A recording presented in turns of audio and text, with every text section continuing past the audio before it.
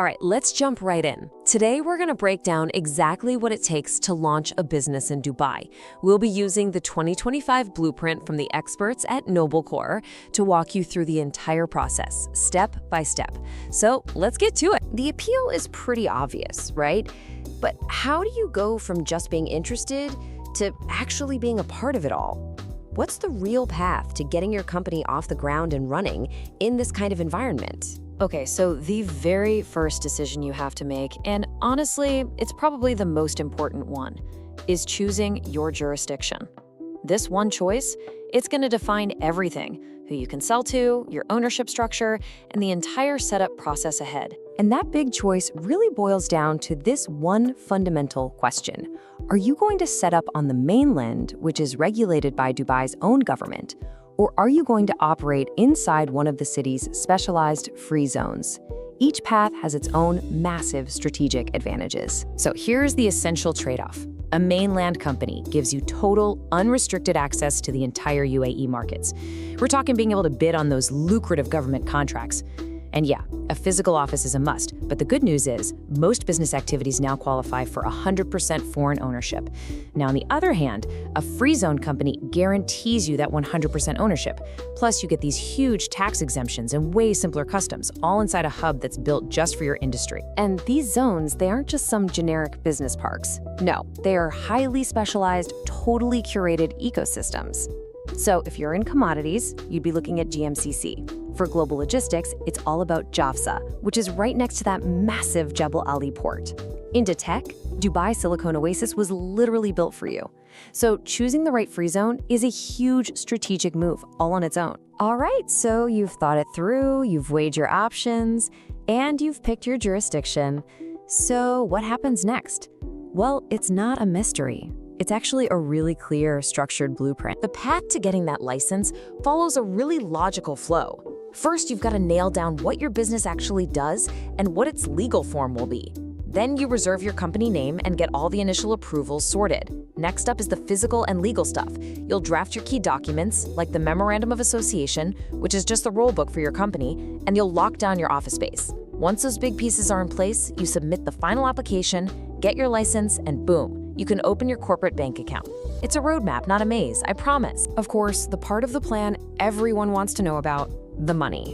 What kind of investment are we really talking about to get through that 7-step process? For your initial planning, here's the number to keep in your head. You should probably expect a minimum starting budget of around 25,000 dirhams. Now, that covers a pretty basic setup. Think a flexi desk in a free zone with one visa. It's a really realistic starting point for your financial projections. So where does that 25,000 dirhams, or maybe more, actually go? Well, the license fee itself can vary like crazy depending on what you do and where you set up, mainland or free zone. Your office rent is another huge variable. And on top of all that, you have these fixed costs for every single visa, both for you as an owner and for any staff you hire. Every single choice you make directly hits your budget. And speaking of visas, getting your trade license is really just step one. I mean, a company is nothing without its people, right? And that means you have to navigate the visa system to bring yourself, your partners, and your whole team on board legally. The great thing is, the system is designed to cover all the bases. As an owner, you'll get an investor visa. Your staff, they'll be on employment visas. You can sponsor your immediate family with dependent visas. And for those making a really significant contribution, there's the long-term golden visa, which is all about attracting the best of the best, top-tier talent and investors to the UAE. Okay, so your license is framed and hanging on the wall, and your team has their visas. You're done, right? Ha! Not quite. Getting set up is just the start of the race.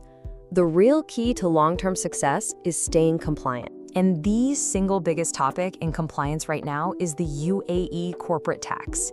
It's a federal tax on your net profits, and the rate is 9%. But here's the crucial part. It only applies to profits over 375,000 dirhams. This is a game changer for the UAE's business world, and you absolutely have to understand your obligations here. Look, staying compliant is all about getting into a rhythm. Every year, you'll renew your trade license. On an ongoing basis, you might have to do that filings depending on your revenue. And now, you've also got that annual corporate tax compliance to manage.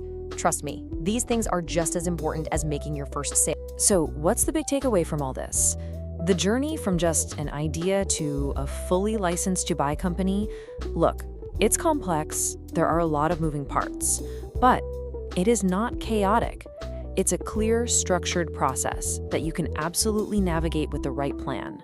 We've just walked through the entire blueprint for building a business in one of the most exciting places on Earth.